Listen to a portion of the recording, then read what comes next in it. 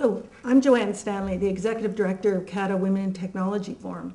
Today I'm talking with Dr. Barbara Orser, and our topic is showcasing women leadership in the high-tech sector. Barb is the Deloitte Professor of Management of Growth Enterprises at the University of Ottawa, Telfer School of Management. And Barb was a principal for a major initiative we've just completed, which was funded in part by Status of Women Canada and the Ontario Women's Directorate. Barb, would you like to tell us a little bit about the project? Thanks, Joanne.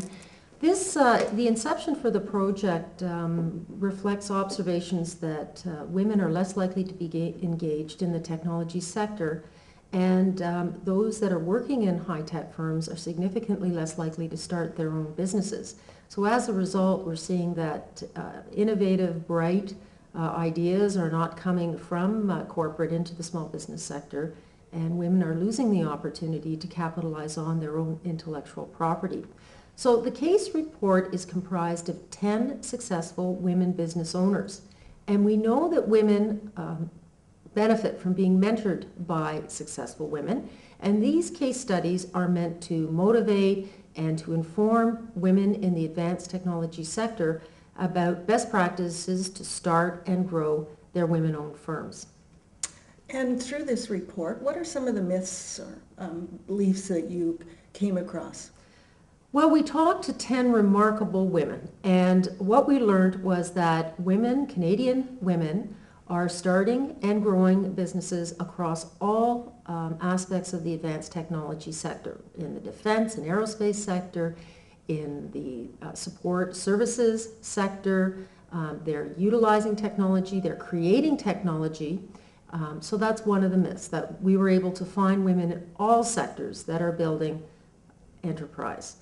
I think the other couple of myths that are particularly interesting, one is that you do not need to have technology credentials to start a technology-based firm. We learned from some women how they're mobilizing well-credentialed teams to build their businesses, but they're entering business ownership with backgrounds such as commerce and finance. We learned that finance for many of these women was not a hurdle to startup, that they used a variety of types of capital to start their businesses, but most spoke about the need to hire and to identify and to patent technologies as hurdles to startup. Very few spoke about access to capital, so that was quite an interesting observation. We learned that women are doing business in many different ways, from the lab bench at the University of Toronto, where Dr. Cynthia Go has taken her nanotechnology and created 2 high-tech businesses in partnership with her doctoral students. We learned about Sue Vanderhout, who's taking her intellectual business, a former Bay Street lawyer, online, creating Girl Fight, a site that supports the success aspirations of young women. So really a variety of businesses were profiled. Thanks.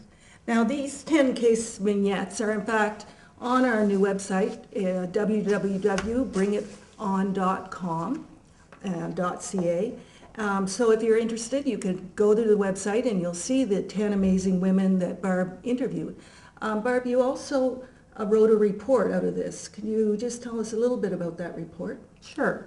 The report is meant to do 2 things. It's meant to profile the women that were interviewed in the case reports. And so readers will learn, in the business owner's own words, about their best practices and lessons learned in business ownership. We tried to cover the gamut of business types in the report, from startup to early growth, rapid growth, to mature organizations in a variety of sectors. We touch green, we touch defense, I've mentioned that earlier. You will learn about their best practices. The report contains links to a variety of online resources across topics. So if you're interested in online technology, there are listings of sites. If you're interested in understanding about government procurement and how women-owned firms might leverage supply opportunities at the federal government, we have a whole series of resources and websites.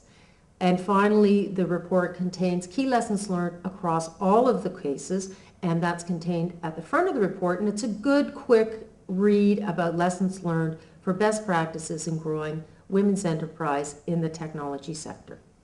Thanks, Barb. The report is available by contacting CATAWIT Forum, going to our website. But thank you very much. That was very helpful.